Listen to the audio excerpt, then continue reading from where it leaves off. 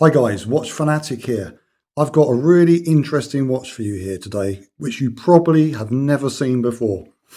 So scrolling through eBay like you do, this one came up and I was lucky enough to purchase it for the price of £8. Now, it wasn't working, but as you can see, I got my blister pack of batteries, which I bought from Lidl's recently, and I'm lucky enough that one of the batteries fits it, and I've popped it in and it's working.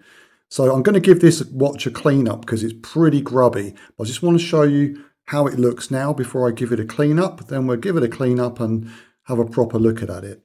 So as you can see, I've got the back off. So if I turn this round, you may recognize the shape of it.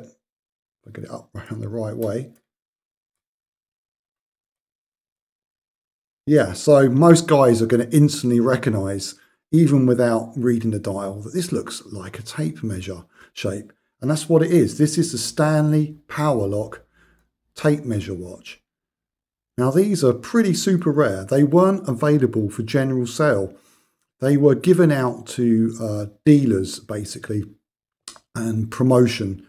Certain people will get them to promote the brand and the launch of the Stanley Powerlock tape measure, which in its day was pretty revolutionary for tape measures. So you've got a, as we all know, a kind of wound up tape measure that has a lock. You can pull out the tape and you can lock it so it doesn't go backwards or forwards, and you can get your correct measurement. So these were, it's a quartz movement, as you obviously worked out because I put a battery in it. It wasn't working. I'm really happy because I popped that battery in it and it works. It seemed to be about the same size. The numbers were a bit different, but actually they're so small without my magnifying glass I can't even read what they are. But I popped it in and it's working. So yeah, this watch is made in Hong Kong. Japan, sorry, it's a Japan movement. I'm sure it said something about Hong Kong on the back plate. I'm not making this up, I promise. Made in Hong Kong under authorization of Stanley Works.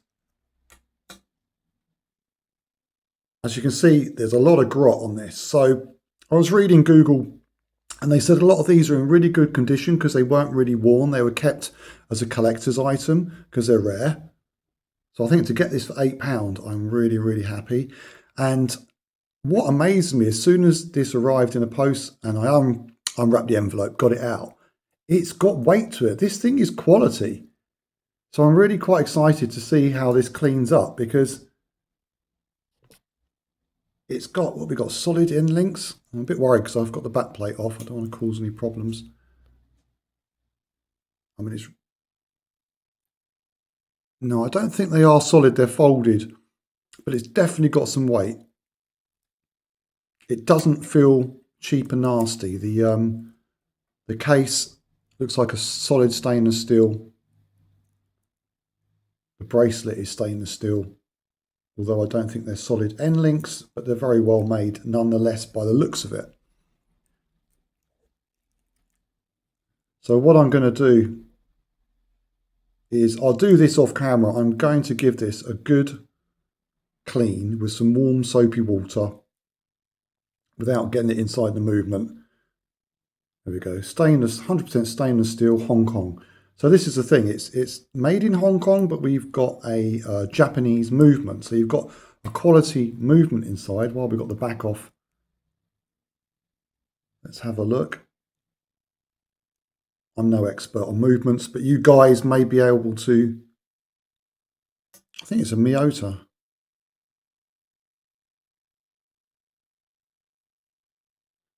Foggy day here in Britain, or pretty misty. So I've got an additional lamp on, so the light is natural and my lamp as well. Trying to get that to, oh, here we go. A Miyota, there we go, Japanese unadjusted Miyota. And that's the battery I put in there, an LR621, which was, I think, different to the one that came out of it. But anyway, it seems to be working, so it looks exactly the same size. So I think that's fine. Yeah, so what I'll do is I will get myself a bowl of warm, soapy, washing up liquid water, a toothbrush, because that's usually the best way to go about cleaning these up. So it won't take me long.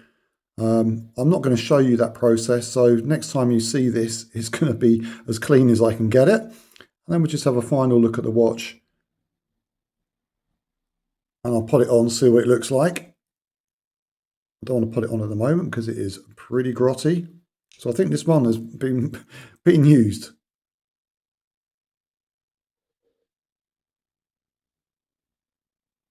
Okay, I'll go and clean this up. I'll see you in a sec.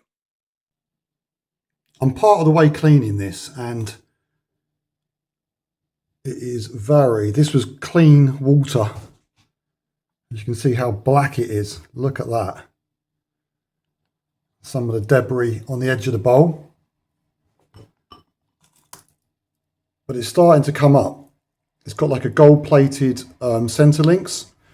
I'm trying not to get, I've used some of my degreaser spray as well that I've got, but mainly just washing up liquid, warm water, toothbrush in between all these links. I mean, there's dirt everywhere.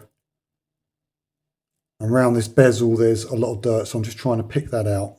I probably should have took the actual movement completely out. I'm trying not to get anything around the crown and keep drying it off, but yeah, hopefully I'll be all right without having to remove the actual movement itself.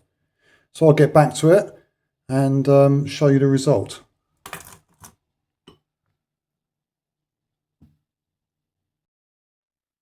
So here we go, guys. This is the result of my hard work.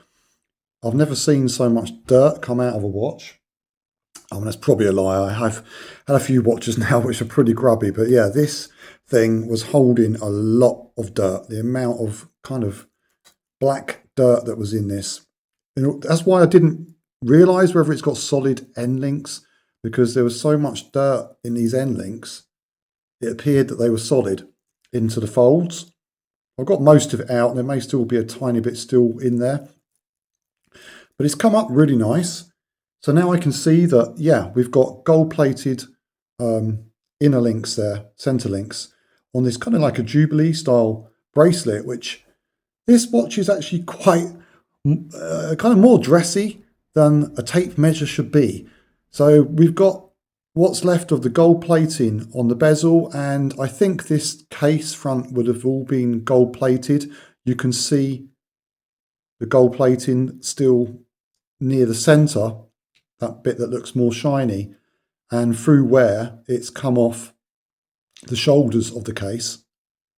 So we'd have had gold plating center links, gold plating bezel, and gold plated front of the case there to match the dial, where we have obviously Stanley Powerlock quartz. The dial is a kind of like a champagne or cream kind of colour with gold battens to match the gold plating, with a gold second hand and black hour and minute hands. So I've got my knockoff Stanley Powerlock, probably Homebase, yeah. So if you come from Britain, you know what Homebase is. It's like a kind of no, Homebase is gone. So this is a collector's item now, because Homebase went bust, or they got bought by someone else. Anyway, they've gone. Yeah. So this is an old Homebase Powerlock tape measure. Let's just use it to see what dimensions of this Stanley watch is. Yeah, so we are excluding the crown. It's coming out about 34mm across there. Did I get that wrong? No, about 34. So it's not tiny.